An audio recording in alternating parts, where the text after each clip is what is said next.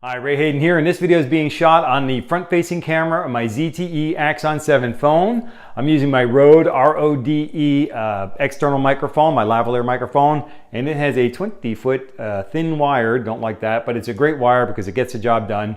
Also from Rode, that's R-O-D-E, and so it's a microphone extension cord going into the ZTE Axon 7 phone, and I'm using open camera software application to capture the video directly to my additional micro SDXC card that I put into the Axon 7 phone. Now, nobody pays me any consideration for mentioning their products and services or applications or anything. I'm telling you what they are because they happen to work, apparently, because they are working.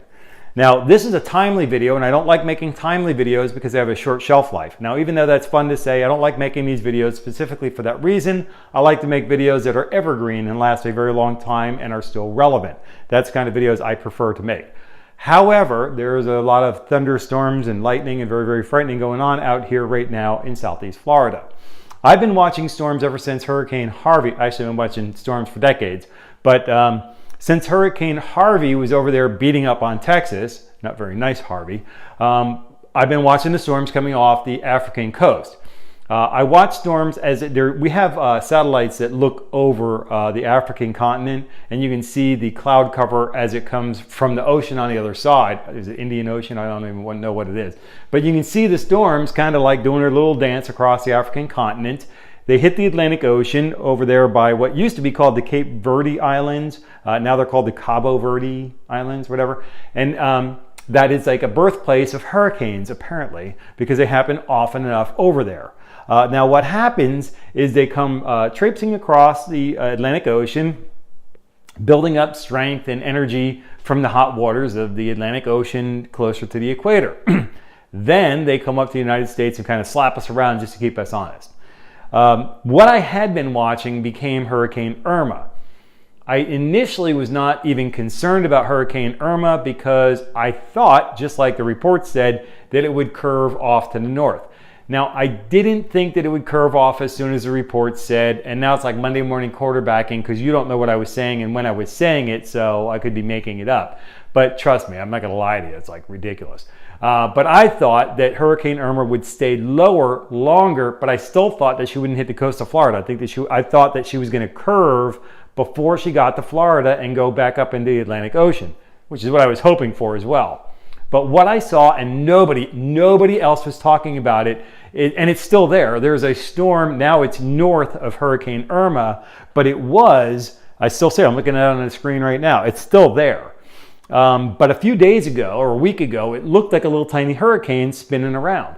That is in, what you did hear people talking about was that high pressure area keeping the Hurricane Irma lower and it's further south.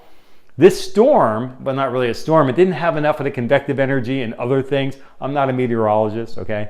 But I am a pretty good student of stuff. And I am a licensed private pilot, even though I don't fly planes for years now, but I still had to study weather. And studied enough, and I watch on the satellites enough, and I can figure things out pretty well. This storm that was northwest of Hurricane Irma was going to keep Hurricane Irma further south than I originally thought.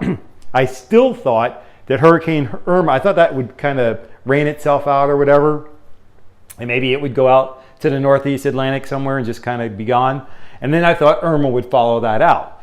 It didn't happen that way, and apparently it looks like Irma's just going to come slap me upside the head here in Southeast Florida, along with all my friends and neighbors. So with that, we got that looking forward to. But what I was very concerned about for a while, for most of this past week, was what was known as disturbance number 1. Well, happy birthday, Jose. Today's your birthday. Jose is a tropical storm, was named today, and that was disturbance number 1, which was disturbing enough. And then I saw disturbance number 2, which is another storm system I had been watching very closely in the southwest Gulf of Mexico. So not to confuse anything, let me get this straight for you here. I was watching a storm coming off the African coast.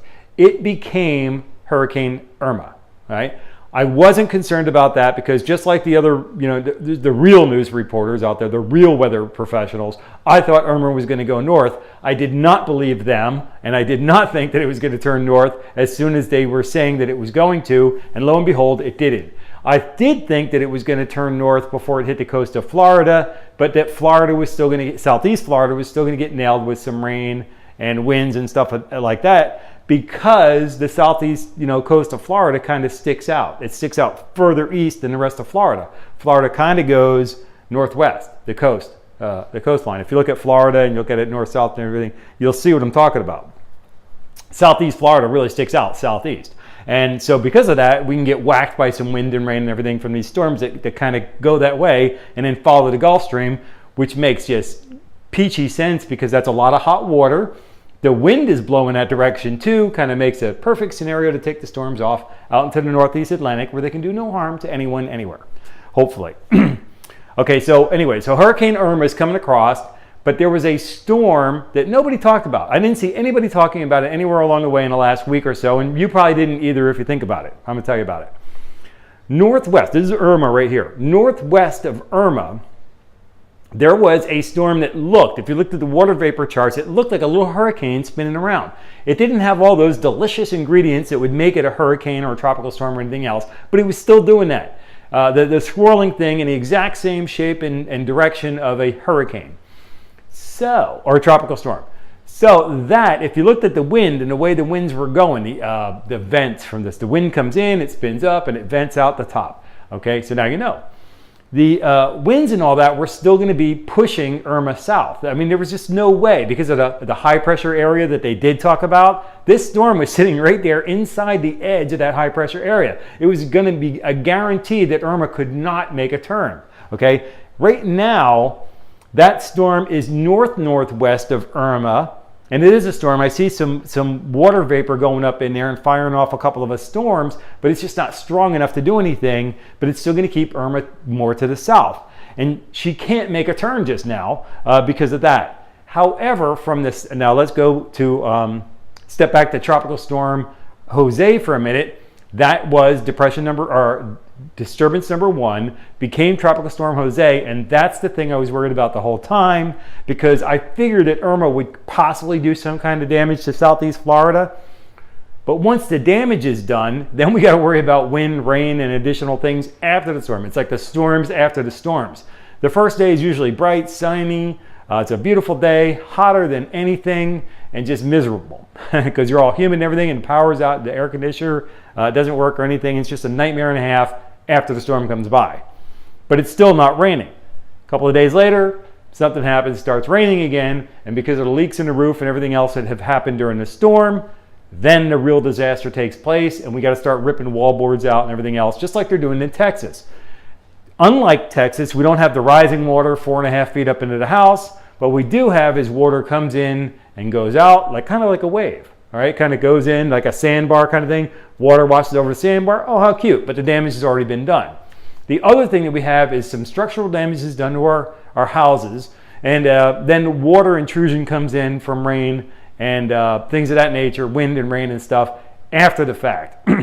That's where the real damage takes place because it introduces mildew, mold, and other things that can make us sick and very unhappy as human beings down the road. So these are the damages that happen, and that's why I was so worried about disturbance number 1, which is now Tropical Storm Jose, and I'm still petrified of that because the same thing's still going to happen, in my opinion, so far.